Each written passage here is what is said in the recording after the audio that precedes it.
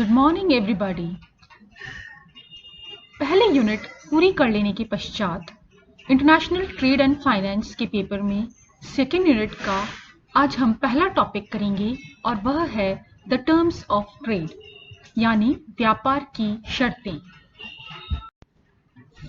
सबसे पहले हम समझते हैं व्यापार की शर्त क्या है।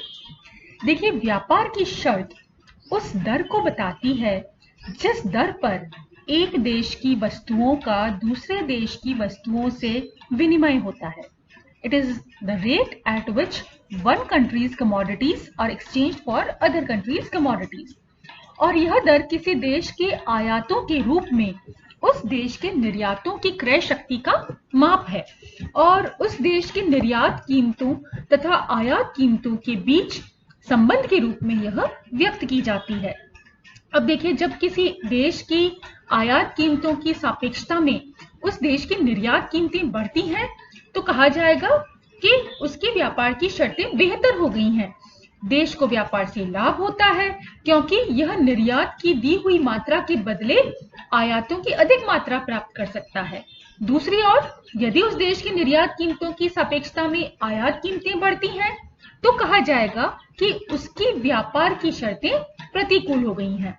उस देश का व्यापार से लाभ कम हो जाएगा क्योंकि यह निर्यातों की दी हुई मात्रा के बदले आयातों की पहले से कम मात्रा प्राप्त कर सकेगा। अब जैकब वाइनर और जी.एम. मायर ने अनेक प्रकार की व्यापार की शर्तों की चर्चा की है, जो कि आप स्लाइड पर देख सकते हैं। एक एक करके हम इन सब के बारे में चर्चा करेंगे। सबसे पहले है कमोडिटी और net barter terms of trade. इसको हिंदी में हम व्यापार की वस्तु या शुद्ध वस्तु विनिमय शर्त भी कहते हैं। देखिए, व्यापार की वस्तु अथवा शुद्ध वस्तु विनिमय शर्त किसी देश की निर्यात वस्तुओं और आयात वस्तुओं की कीमतों का अनुपात होती है और इसे TC = PX/PM द्वारा व्यक्त करते हैं। यहाँ पर TC व्यापार की वस्तु विनिमय की शर्त है, P कीमत है, X निर्यात को बताता है और M आयात को व्यक्त करता है।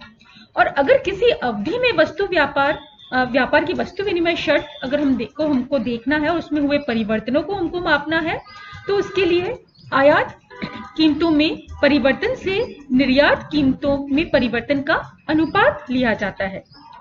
तो तब यह जो है सूत्र हो जाता है TC = PX1/PM1 whole divided bye PX0/PM0। यहाँ पर 0 तथा 1 आधार तथा अंतिम अवधियों की ओर संकेत करते हैं।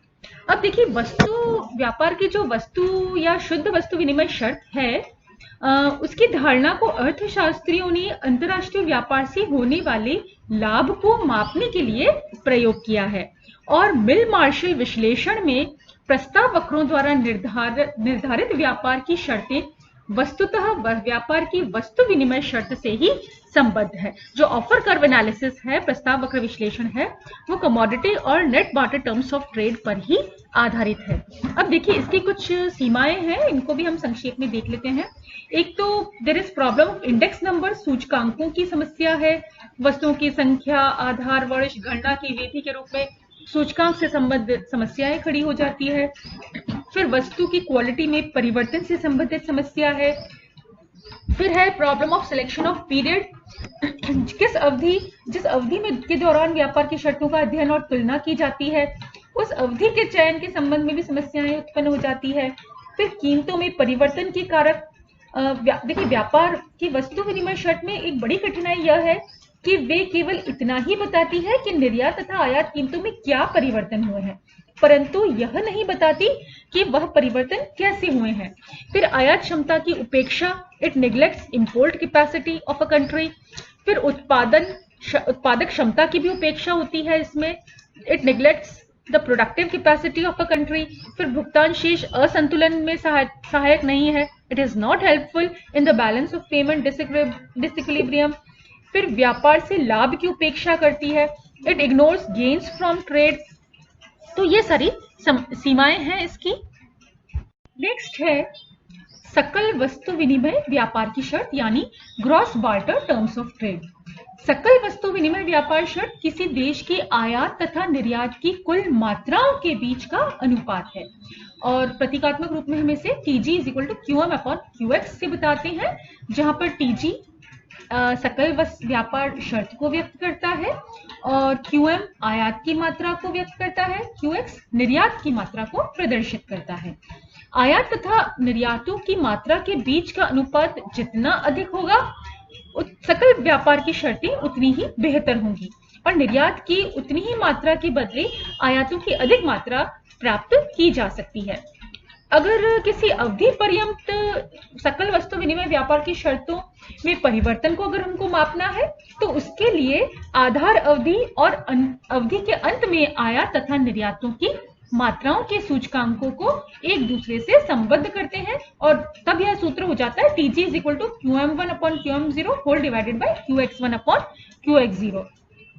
और देखिए, ये व्यापार के जो सकल वस्तु विनिमय की शर्त है उसकी भी अनेक अर्थशास्त्रियों ने आलोचना की है। सबसे पहले तो है कि वस्तुओं और सेवाओं और पूंजी लेन देन, देखिए इस कि यह निर्यात, सबसे पहले है कि यह निर्यात और आयातों के सूचकांकों में सभी प्रकार के वस्तु और पूंजी भुगतानों तथा प्राप्तियों को एक ही वर्ग में इकट्ठा कर देता है।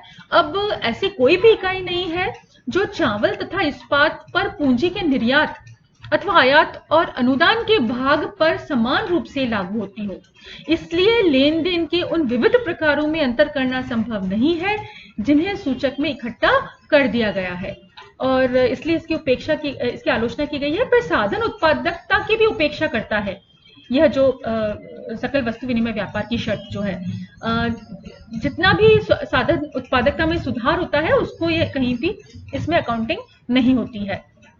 फिर नेक्स्ट है भुगतान शेष की भी उपेक्षा होती है, नेग्लेक्ट्स बैलेंस ऑफ पेमेंट। ये जो है व्यापार कर रहे देश की जो अंतर्राष्ट्रीय पूंजी प्राप्तियां हैं, भुगतान है, उन सभी के प्रभाव को यह इग्नोर करता है। फिर उत्पादन में सुधारों की भी उपेक्षा होती है।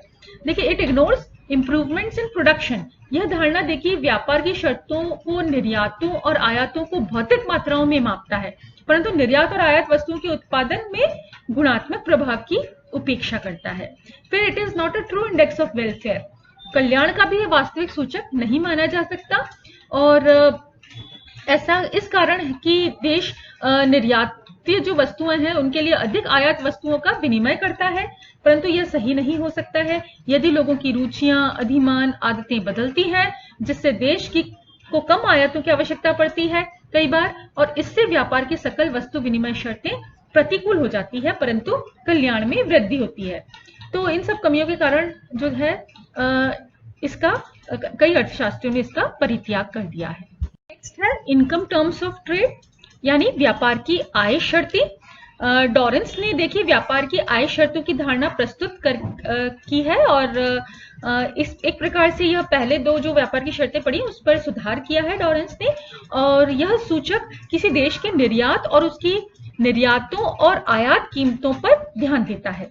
यदि यह किसी देश के निर्यातों में परिवर्तन के अनुपात में उसकी परिवर्तित होती हुई आयात क्षमता को प्रदर्शित करता है, और इस प्रकार व्यापार की आय शर्त किसी देश की शुद्ध वस्तु विनिमय व्यापार शर्त तथा निर्यात मात्रा सूचक का गुणनफल होता है।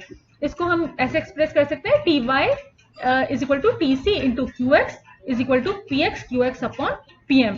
यहाँ पर TY व्यापार की आय शर्त है, TC वस्तु विनिमय व्यापार शर्त है, QX निर्यात मात्रा का सूचक है। अब देखिए व्यापार की जो आय शर्त है उसका सूचक में वृद्धि से अभिप्राय देश अपनी निर्यातों के बदले अधिक वस्तुएं आयात कर सकता है। देश की व्यापार की आय शर्त अगर बेहतर हो सकती है, परंतु कई बार यह हो सकता है कि उसकी वस्तु विनिमय व्यापार शर्त प्रतिकूल हो गई हो, यह मान लेने पर कि आयात कीमतें स्थिर रहती हैं। यदि निर्यात कीमतें गिर जाएं तो विक्रय बढ़ेंगे और निर्यात का मूल्य बढ़ेगा। इस प्रकार हो सकता है कि जहां व्यापार की आय शर्त बेहतर हो गई हो, वहां वस्तु विनिमय व्यापार शर्त प्रतिकूल हो गई हो, और व्यापार की आय शर्तों को आयात करने की क्षमता कहा जाता है। It is the import capacity, it is also known as the importing capacity of a country।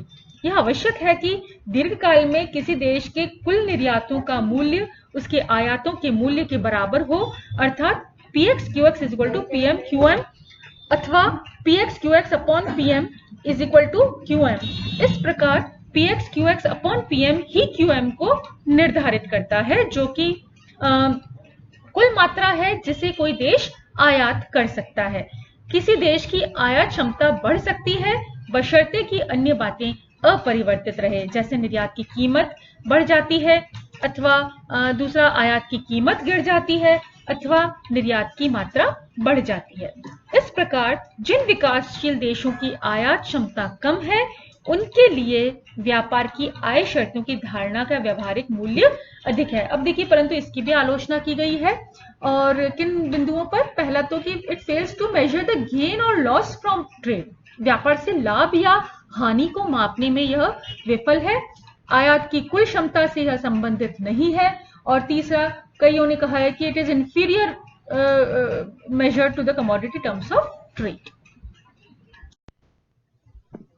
व्यापार की शर्तों की नेक्स्ट जो है कॉन्सेप्ट है वो है single factorial terms of trade, यानी व्यापार की एकल घटकीय शर्तें। ये प्रोफेसर वाइनर ने ये धारणा दी थी।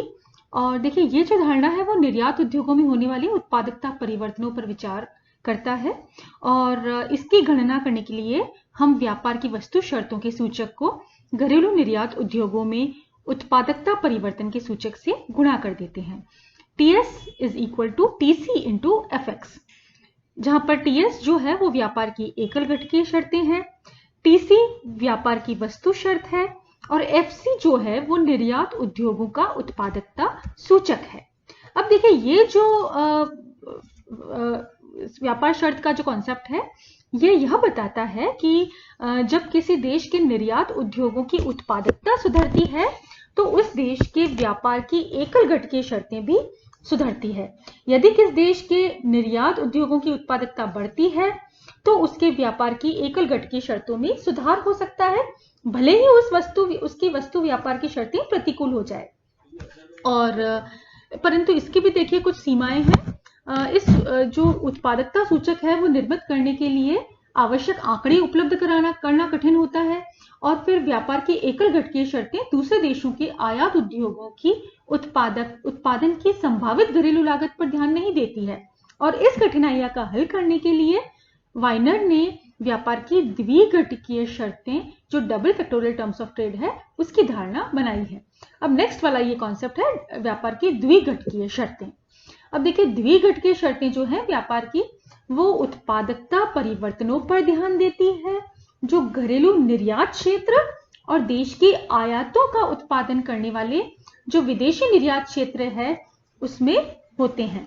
व्यापार की द्विघटकीय शर्तों को मापने वाला सूचक को किसी रूप में इस रूप में व्यक्त कर सकते हैं। TD is equal to TC into FX upon FM। यहाँ पर TD जो है वो व्यापार की द्विघटकीय शर्तें हैं, और FX जो है वो निर्यात उत्पादकता सूचक है, FM वो आयात उत्पादकता का सूचक है। अब देखिए, ये जो सूचक है वो किसी देश की विनिमय दर से उस परिवर्तन को मापने में सहायक होता है जो निर्यात का उत्पादन करने वाले घरेलू साधनों की उत्पादन कुशलता तथा उस देश के लिए आयातों का उत्पादन करने वाले विदेशी साधनों की उत्पादन कुशलता में परिवर्तन के परिणाम स्वरूप होता है। और किसी देश के व्यापार की द्विघटकीय शर्तों के सूचक का मतलब है क्या कि दूसरे देश में आयातों का उत्पादन करने वाले जो साधन है उनकी सापेक्षता में निर्यातों का उत्पादन करने वाले साधनों की उत्पादक दक्षता बढ़ गई है। परंतु देखिए, इसकी भी आलोचना की गई है। जैसे कुछ आलोचनाएं इस प्रकार से है कि पहले तो व्यापार की जो द्विघटकीय शर्तें हैं उसका सूचक बनाना संभव नहीं है। It is not possible to construct double factorial terms of trade index. उत्पादन साधनों की जो अपेक्षित मात्रा है वो महत्वपूर्ण नहीं है। Required quantities of productive factors are not important इसमें। फिर तीसरा है व्यापार की द्विघटकीय शर्तें और व्यापार की वस्तु शर्तों में अंतर नहीं है ज्यादा। फिर चौथा इसका जो आलोचना का बिंदु है वो है कि व्यापार की एक घटकीय शर्तों की धारणा जो है वो अधिक सार्थक है in comparison to the double factorial terms of trade. व्यापार की शर्तों का नेक्स्ट कॉन्सेप्ट है real cost terms of trade. देखिए, वाइनर ने अंतर्राष्ट्रीय व्यापार से वास्तविक लाभ मापने के लिए व्यापार शर्तों का सूचक निर्मित किया है और इसे वह व्यापार की वास्तविक लागत शर्त का सूचक कहता है, real cost terms of trade. निर्यात वस्तुओं के उत्पादन में प्रयुक्त उत्पादन संसाधनों की जो प्रति इकाई अनुपयोगिता है उसकी मात्रा के जो व्युत्पन्न को व्यापार की एकल गणितीय शर्तों से गुणा करके यह सूचक वाइनर ने निकाला है। और TR is equal to TS into RX। यहाँ पर TR जो है इस फॉर्मूले में वो व्यापार की वास्तविक लागत शर्त है, TS single factorial terms of trade है, RX निर्यात वस्तुओं के उत्पादन में प्रयुक्त जो है उत्पादक संसाधनों की प्रति इकाई अनुपयोगिता की मात्रा का सूचक है। अब देखिए, इसकी भी आलोचना की गई है। व्यापार की जो यह शर्त है TR यह बताती है कि निर्यात वस्तुओं के उत्पादन में शामिल वास्तविक लागत के रूप में आयातों की प्राप्त मात्रा अपेक्षाकृत अधिक है, परंतु यह सूचक निर्यात के लिए उत्पादित वस्तुओं के रूप में शामिल उस वास्तविक लागत को मापने में असमर्थ रहता है जिसे घरेलू उपभोग में प्रयुक्त आयात का भुगतान करने के लिए काम में लाया जा सकता है। इस समस्या का हल करने के लिए वाइनर ने व्यापार की उपयोगिता शर्त का सूचक विकसित किया है। नेक्स्ट जो है वो है आपका यूटिलिटी टर्म्स ऑफ ट्रेड, यानी जो व्यापार की उपयोगी शर्तें। देखिए, व्यापार की जो उपयोगी शर्तें हैं यह आयातों की सापेक्ष उपयोगिता और निर्यातों के उत्पादन के लिए परित्यक्त घरेलू वस्तुओं की सापेक्ष उपयोगिता का सूचक है। व्यापार की उपयोगिता शर्तें का सूचक की गणना करने के लिए व्यापार की जो वास्तविक लागत शर्त के सूचक को हम आयातों की सापेक्ष औसत उपयोगिता के सूचक तथा परित्यक्त घरेलू वस्तुओं के सूचक के साथ गुणा करते हैं। यदि हम मान लें कि औसत उपयोगिता U है और निर्यात उत्पादन के निमित्त संसाधनों का प्रयोग करने के लिए जिन घरेलू वस्तुओं के उपभोग का परित्याग किया है वो A है, तो U is equal to UM1 upon UA1 whole divided by UM0 upon UA0। यहाँ पर U जो है वो आयात तथा घरेलू परित्यक्त वस्तुओं की सापेक्ष उपयोगिता का सूचक है। इस प्रकार व्यापार की उपयोगी शर्तों का सूचक क्या हो जाएगा, TU is equal to TR into U।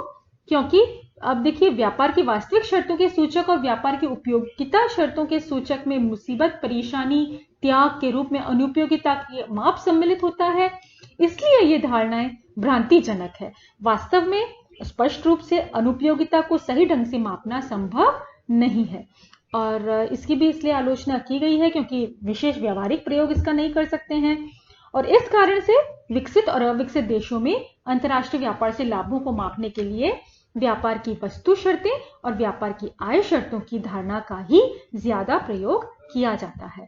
Thank you.